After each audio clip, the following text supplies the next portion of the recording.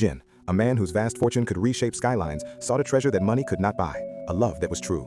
To find it, he shed his world of luxury, trading tailored suits for simple shirts and a penthouse view for a humble room. In a small, quiet coffee shop, he found her. Her name was May, and his real journey began. Their love story unfolded on the vibrant streets of the city. They shared bowls of noodles at bustling night markets, their laughter mixing with the steam and chatter.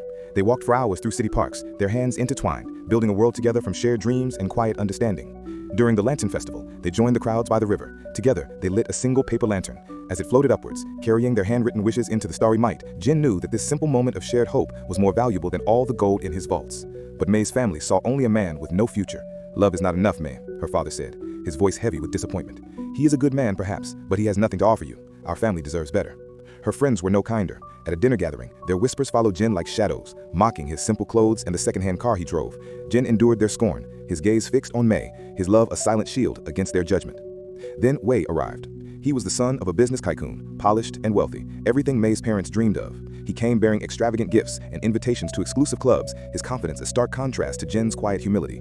Wei took May to a high society gala. Surrounded by glittering chandeliers and the city's elite, May felt like a stranger.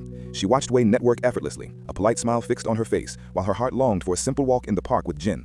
The pressure was a constant weight on May's heart. She loved Jin deeply, but the world kept telling her it wasn't enough. Jin saw the doubt clouding her eyes, and a cold fear gripped him that the simple life he had built to win her might be the very thing that would tear them apart. Suddenly, disaster struck. A failed investment wiped out May's entire family's fortune. The business was gone, their home was facing foreclosure, and the calls from friends and allies fell silent. Despair settled over the household like a shroud. Wei, the man of grand gestures, learned of their ruin and vanished. His calls went unanswered, his promises turning to dust. The family was utterly alone, adrift in a sea of debt, their pride shattered.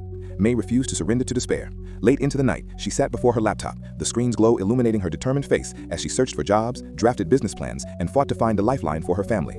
As the final notice arrived and all hope seemed lost, a silent, black luxury sedan pulled up to their home. A chauffeur opened the door, and out stepped Jin. He was transformed, wearing an impeccably tailored suit, his presence radiating a quiet power and authority. May and her parents watched from the doorway, stunned into silence.